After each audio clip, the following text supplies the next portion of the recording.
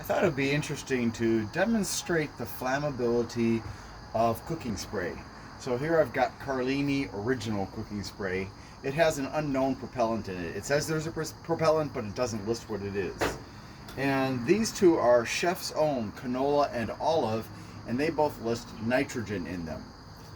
So, before I start, and I wish I had other ones, but before I start, which one do you think is going to produce the best flame? Please put it in the comments. Before you just pause, put it in the comments, and then continue. We'll start with the olive oil.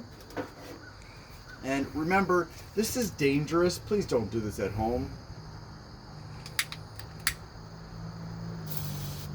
Huh. Olive oil apparently doesn't burn. Let's try the canola. That's even worse. Well, let's try Carlini then.